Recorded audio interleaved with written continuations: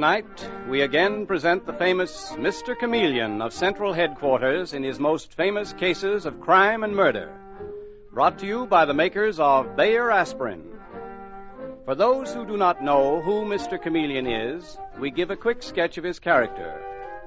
Born of a well-to-do family and a college man, he tried from childhood to live up to the name he bore, Chameleon, by taking on the color of whatever situation in which he found himself, appearing in endless guises, finally entering the police force where he became known as Chameleon, the man of many faces, the underworld's most dreaded man. Throughout this series, the listener will invariably know who Mr. Chameleon is, no matter in which disguise he appears.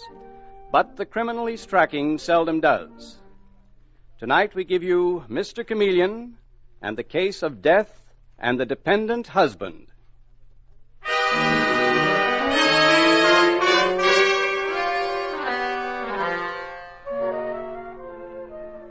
It is late afternoon, and in the modernistic bedroom of her East 50s apartment, Andrea Shepard is packing and trying to give her sympathetic attention to her husband, John, who is stretched out on the bed. And she says to him gently, "Oh, darling, please. Why must you torment yourself with all these doubts? You know I love you. I hate to leave you like this. But after all... you have to bring home the bacon. You're Andrea Shepard, the successful fashion designer, and aren't I lucky that you are so successful? John... According to your friends, I'm the luckiest man in the world. They don't even believe I'm sick. They say I like having you support me. Well, I know better. John, dear, I should be back Friday morning. Cliff, that charming half-brother of mine, even accuses me of being in love with your secretary. Oh, certainly by Friday noon at the latest.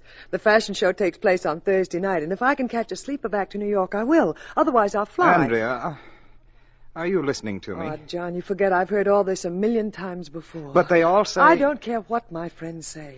I don't care what your half-brother Cliff says. He's no good. You've lent him too much money as it is. Yes, and he hates me for it. He's even threatened me. He says if you really understood me, you'd leave me. Well, I do understand you, and I shan't leave you. As for your being in love with my secretary, darling, well, I'm very fond of Louise Clark, but I really don't think she's a threat to our marriage. I must admit she's got quite a crush on me. She knows I'm sickly, that I don't just sponge on you. So do I, John. And now, please, will you stop thinking about it? Just take care of yourself until I get back.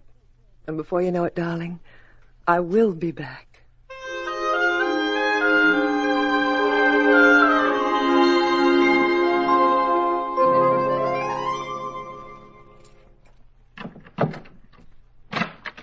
John, I'm home.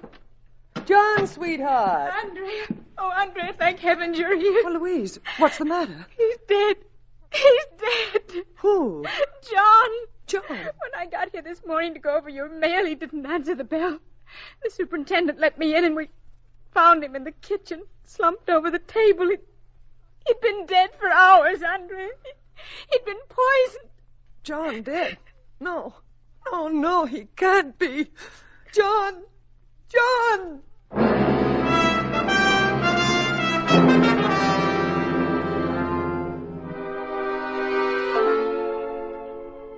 And now, at Central Headquarters in the office of the Commissioner of Police, we find the Commissioner restlessly pacing the floor. And with him is the famous Mr. Chameleon, the man of many faces, the scourge of the underworld, who at present looks completely mild and harmless as he smiles and says, "You know, Commissioner, if you aren't careful, you're going to burst a blood vessel." Well, it's 3 months since John Shepard was murdered, and we haven't dug up enough evidence to hold anyone. Well, what about the half-brother and Mrs. Shepard's secretary? We had to let them go. Oh? What else could we do? Louise Clark is an emotional, neurotic young girl who admitted she had an unrequited love for John Shepard. Unrequited love is a form of poison, too. Sure it is, Chameleon. But Andrea Shepard stuck by the girl, just the way she stuck by her hypochondriac husband. As for Cliff Shepard, the brother, well, he's a bad egg. Apparently he lived off John. Who lived off his wife. Sound like charming people. And the brothers hated each other. The night that John died, Cliff was quarreling with him. We had a fine case against Cliff. But you had to let him go. We couldn't prove that Cliff had brought John those almond cakes in which we found the poison. The bakery that sold them had 100 customers that day. So the poison was inserted later, eh? Well, nothing will kill the taste like almond flavoring. Exactly, Chameleon. Furthermore, we could find no trace of where it was bought. So we had to let Cliff Shepard and Louise Clark go. Mm-hmm. Now, don't start quoting that pet motto of yours, the innocent must be protected and the guilty punished. I'm not in the mood. It's still a good motto, Commissioner. I wish you'd been free at the time to take the case.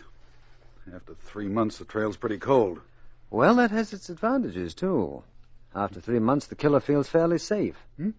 Look, Commissioner, let's send out a story saying the Shepard murder is an unsolved case. That'll make them feel even safer. All right. Good. Meanwhile, I want to meet Andrea Shepard, murdered man's wife, and her secretary, and Cliff Shepard. Let's see now, how'll I do that? What sort of a man would start courting a 3-month widow because he'd fallen in love with a picture in the papers? I'd say a fool, Chameleon. Yes. No, that's it. A fool. But an entertaining fool. With money in his pocket. Maybe he works for a big chemical company. Yes, I can see him, Commissioner. A natty dresser who laughs all the time at his own jokes. Yes, sir, Larry Whitlock is quite a card. Is that going to be his name, Chameleon? That is going to be my name, Commissioner. From this point on, I am Larry Whitlock.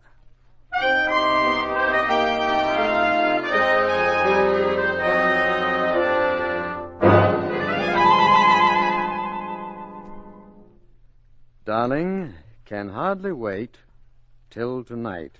Your witless friend, Whitlock. How's that, Dave? That's not bad, eh? You know, Mr. Chameleon, if you have to keep this up much longer, you're honestly going to start thinking those jokes are funny. Well, never mind, Dave. I'm making headway. Tonight, for the first time, I'm having dinner with Andrea Shepard. Took weeks of flowers and telegrams to do it, but at last I'm having dinner with her at the Coronet Restaurant. Alone? Dave, for a detective sergeant of police, you ask more questions. Alone? No. Philip Hawley will be with us. He's the dress manufacturer for whom she does most of her designing. Nevertheless, I expect to escort her home. And finally, meet that little secretary of hers, Louise Clark. Mr. Chameleon, tell me something. Aren't you working awfully slow? In this case, it's necessary.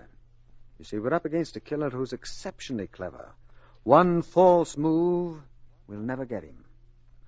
Well, now that does it. Yeah, those roses should convince Mrs. Shepard that I'm an ardent admirer. 3 dozen. See, that's Larry Whitlock for you. Always a little too much of everything. Well, good luck tonight. Well, the same to you, Dave. Have a nice trip. And if you get that information, call me immediately. Oh, yes, I will, Mr. Chameleon. Dave, please. The name is Larry. Good old Larry Whitlock, who doesn't have the sense he was born with, but he's going to be the life of the party if it kills him.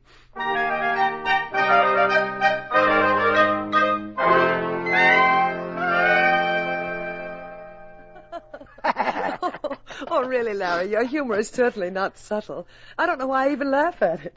Do you, Philip? Well, he doesn't. I haven't heard Mr. Hawley laugh once. I don't have to, Mr. Whitlock. You make up for it. Not bad, not bad. It's not bad at all. Is it, Andrea? He has a nice wit, too. What do you mean, too? Yeah. Beat you to it, Mr. Hawley, or rather we came out even. Mr. Whitlock, do you mind if I ask you a question? If you really work for that big chemical company... Well, don't you believe I do? Well, it's simply amazing to me that you ever stopped laughing long enough to hold such a job. Philip, really, you're being very rude. Larry's my friend, and he's done me a lot of good. I, for one, can use a little laughter. I'm sorry, Andrea. You're absolutely right. Mr. Whitlock, I apologize. Your apologies accepted, Mr. Hawley. No. Seriously, you've been extremely good for Andrea. And as her friend and employer, I appreciate that. I'm only sorry that I have to leave the two of you so early. But you'll see that she gets home all right, won't you, Mr. Whitlock? Oh, don't worry. Though I warn you, I'll make love to her all evening. Well, that's all right, just as long as she keeps on laughing. Oh. Andrea, I don't think he takes me seriously, but he will someday. He will. Now, let's see. What do I want for dessert? Oh, yes, we'd better order it if Philip has to leave soon. Yes. I know. That cake with almond filling that they make a specialty of here. I'm simply crazy about anything with an almond filling. Well, what's the matter? Oh, Andrea. Oh, darling, I'm so sorry. How stupid of me. I completely forgot about your husband.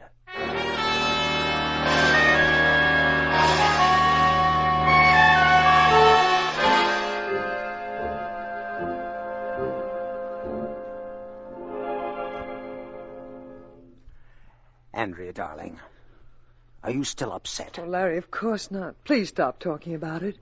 Oh, this is my apartment. You'll come in for a minute, won't you? I'll come in for several minutes. But I know that you've been upset. You've hardly heard what I said during the past hour. Well, Larry, I was a little upset. I loved John very much. He was both my husband and my child. Well, who do you think killed him? Surely not your secretary. Now, you said you have her living here with you. Surely if you thought she'd killed him... Larry, Louise is a very tragic girl.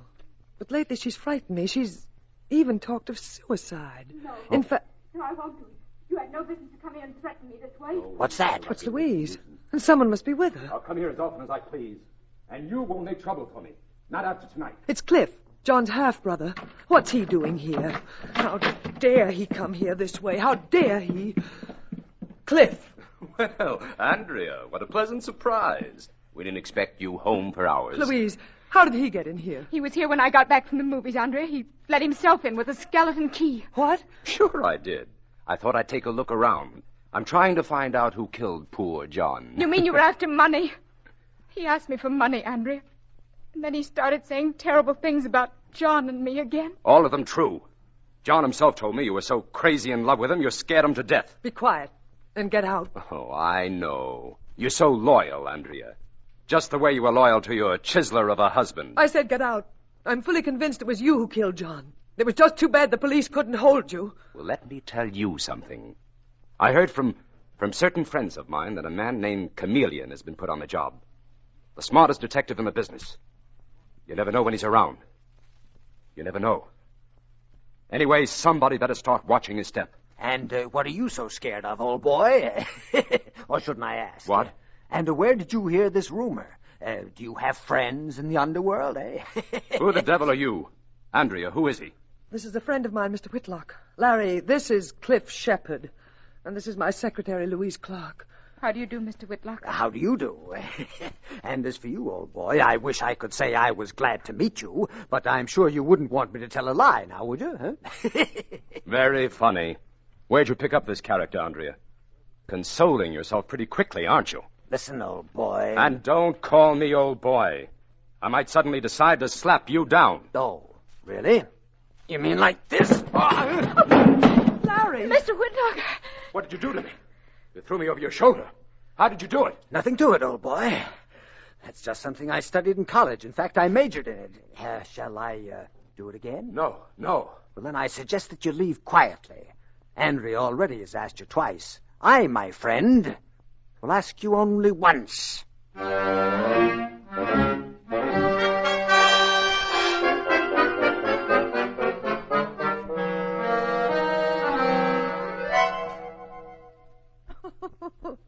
Oh, Larry, really, it was just too funny. I didn't expect it from you. I know.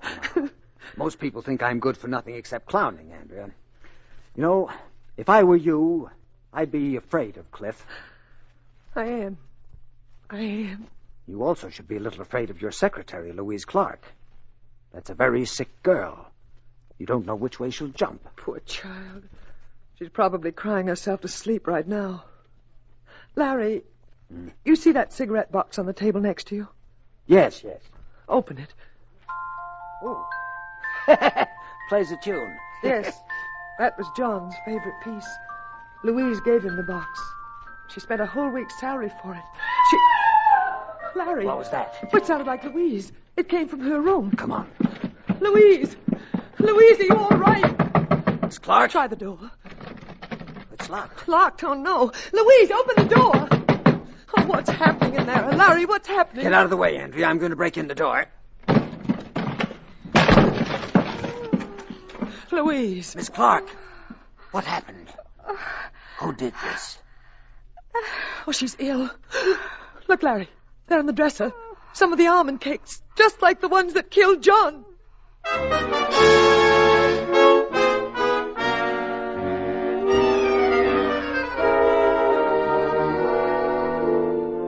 Mr. Chameleon and the case of death and the dependent husband continues in just a moment.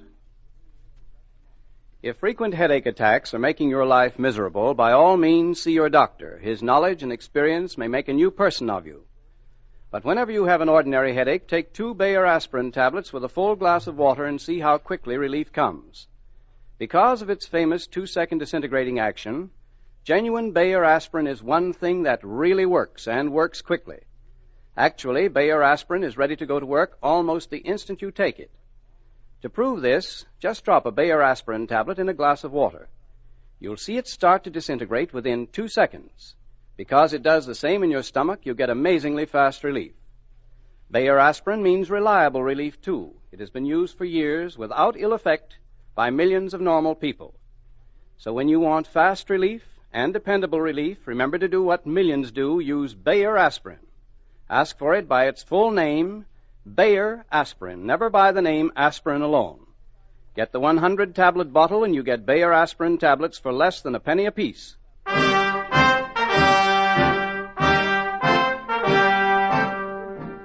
And now back to Mr. Chameleon and the case of death and the dependent husband. It is the following morning, and again we find Mr. Chameleon in the police commissioner's office. And this time it is he and not the commissioner who is pacing nervously about the room. How is Louise Clark? What's the latest report, Commissioner? I'm afraid she's still in a coma, Chameleon. I met her at the hospital, but she hasn't been able to talk, so we still don't know exactly what happened. Well, do they think there's a chance that she might die? Well, apparently there is. What about Cliff Shepard? He's gone. I'm not surprised. We sent out an alarm for him right after you telephoned, but he'd already skipped. Did they check on the almond cakes? Miss Clark herself had bought them. The baker was able to swear to that. He remembered her this time. She and Shepard certainly had a fatal taste for almond cakes. Well, Chameleon, you know as well as I do, it's the one thing that'll make that poison palatable. Quite right, Commissioner. Well, that's one way of killing yourself. You think that's what it was? Attempted suicide? Possible. Almost anything is possible now. Lord knows Cliff Shepard had plenty of time to put the poison in those cakes. Been there at the Shepard apartment for some time when Louise Clark got in from the movies last night. Well, Chameleon, does it occur to you that if Cliff murdered John Shepard, he might have hidden the poison right there in the apartment? Oh, of course. Well, Commissioner, I guess it's up to me to locate that poison. I wish you luck. The Shepard apartment was searched this morning. The boys couldn't find any trace of poison anywhere. If only Dave Arnold would get in touch with me. Well, apparently Detective Sergeant Arnold is having his troubles, too. That's the most elusive poison I've ever come up against. I'd better get me a search warrant. Hey, wait a minute, Chameleon. Do you really intend to search Mrs. Shepard's apartment? I do. I have a hunch the poison's still there. And, Commissioner, I want to get my hands on it fast. But how the devil will you work it? Now, you're disguised as Larry Whitlock, a gay young blade who's employed by a chemical company. What reason could you give her for searching the apartment? The very best reason in the world, Commissioner. I'm glad you find it so funny. I'm sorry. As Larry Whitlock, I have acquired the bad habit of finding myself amusing. But it'll pass. And seriously, I'm going to search that apartment. And believe it or not, Andrea Shepard will let me go ahead and do it.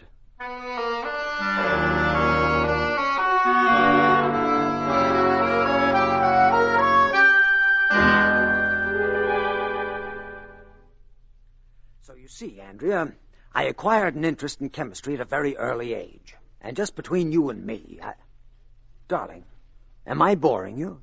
Because if I am, don't tell me. Oh, Larry, really? I haven't gotten a single laugh out of you all evening. Well, there are times when people don't feel like laughing. You seem to forget Louise may be dying. Oh. Did you go to the hospital this afternoon? Yes. She didn't even recognize me. I'm so frightened, Larry. I have a terrible feeling I may be next. Oh, no, darling. No, that's not possible. I'm here, aren't I? Not that would stop it. Oh, Larry. Well, at least that got a little response. Andrea, I'm crazy about you. I'm simply crazy about you. No, please. No, I am. Now, don't pull away from me. I may be a clown, but I make love very nicely. No, Larry, no. Oh, Saved by the Bell. Oh, you see, you can't even be serious about your lovemaking. Honestly, Larry, I've never known such a character. Hello? If that's Philip Hawley, hang up. What's that? Oh, just a moment, please. It's for you, Larry. Mr. Arnold calling you from Buffalo. Oh, well, thank you. I left this number down at the hotel. Hello? Dave? Yes? You did? Good. Huh? Okay, Dave. That means I can close the deal immediately. Bye. Well, that was a fascinating conversation. Business? Yes, Andrea, a very big deal. And now, where were we? I was sitting with my left arm around Larry, you. wait, I have something to tell you. I shouldn't even have let you bring me home tonight. You see, my dear, I'm going to marry Philip Hawley. What? Yes. I'm not in love with him. I'll never be in love with anyone but John. But he's kind and so solid. And I'm not solid. Hardly. Oh, you're fun and full of tricks that amuse people. But I want someone I can lean on. I'm sorry, Larry. Well, darling, now I'll tell you something. I'm Mr. Chameleon. Who? Mr. Chameleon. You mean the famous detective? The one that Cliff Shepard was talking about? Yes. What's What's the matter? I get the point. If I'm going to marry Philip Hawley, you're Mr. Chameleon. You really don't believe I'm going to marry Philip, do you? And you don't really believe I'm Mr. Chameleon. Fair enough. Well, I am going to marry Philip Hawley. And I certainly don't believe you're Mr. Chameleon, the famous detective. Well, then I'll have to prove it to you, darling. I'm going to search the apartment. Oh, Larry, you idiot. Yes, I am. Andrea, where shall I start?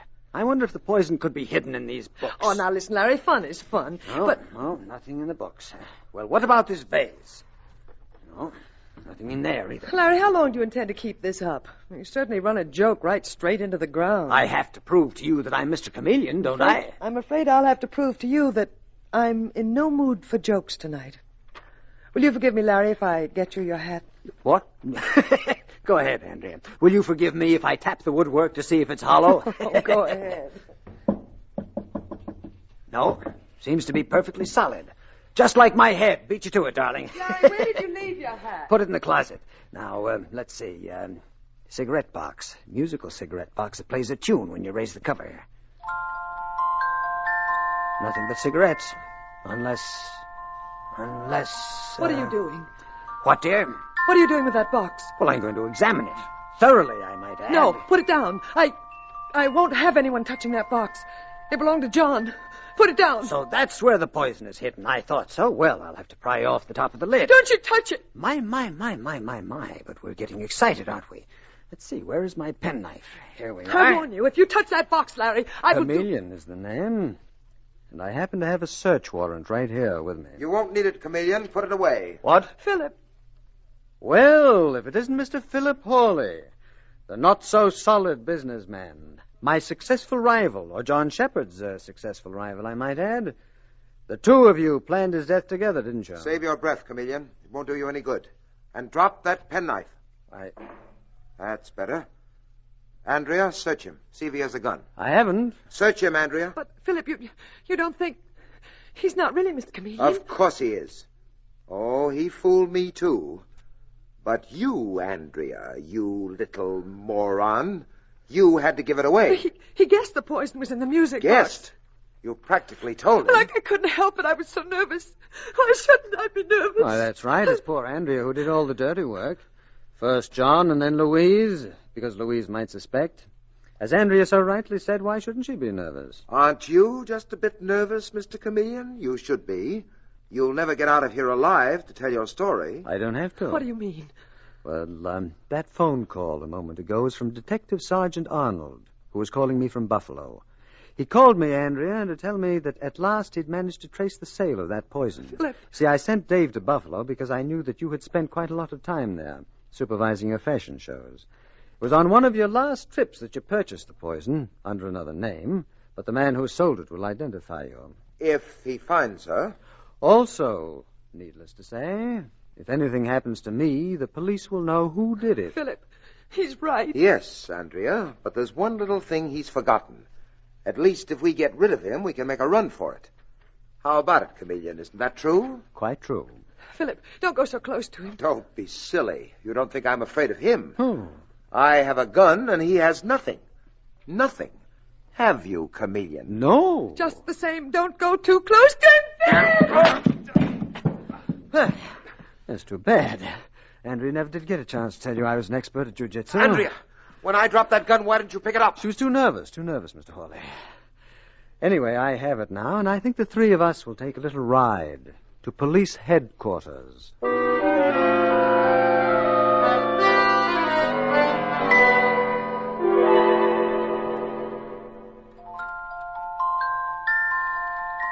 You see, Mr. Chameleon? They hid the poison right here inside the music box. Right under the edge of the lid. Very clever, Dave.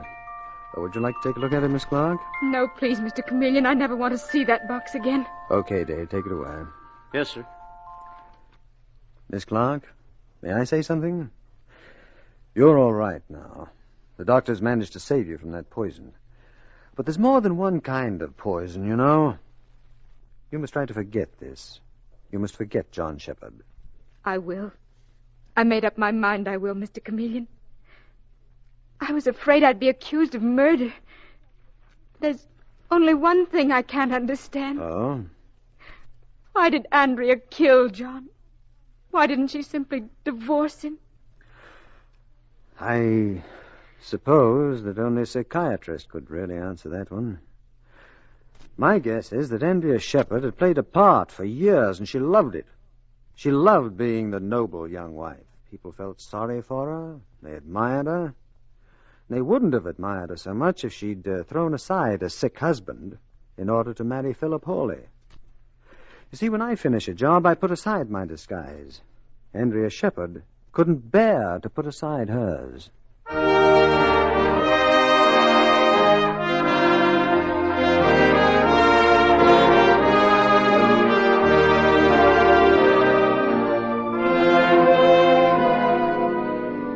And with these words, Mr. Chameleon concludes tonight's murder case.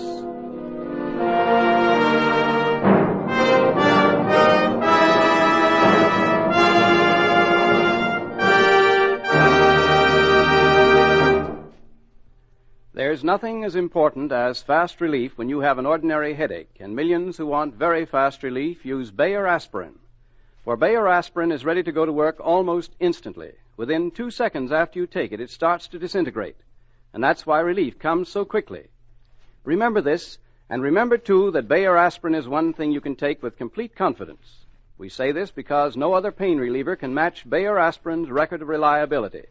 Its record of use by millions of normal people without ill effect. So for fast and reliable relief, use genuine Bayer aspirin. And when you buy, ask for it by its full name, Bayer aspirin. Never by the name aspirin alone. Get the 100-tablet bottle and you get Bayer aspirin tablets for less than a penny apiece.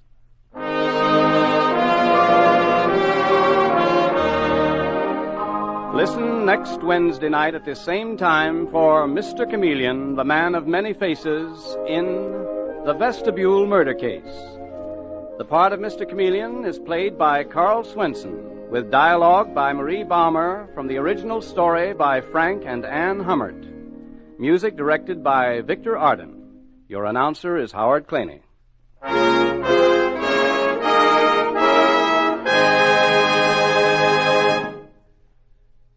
After years of work, a revolutionary new toothpaste has been developed called Lion's Toothpaste. By actual laboratory test on scores of individual teeth, it gets teeth 2.5 to 5.5 times brighter than any of the 5 leading brands. Brighter by far than any other toothpaste. New Lion's Toothpaste does this because it's a new kind of toothpaste with a formula that's completely new and radically different. A remarkable toothpaste that cleans without soap and polishes without chalk. Try it. Ask for Lion's Toothpaste.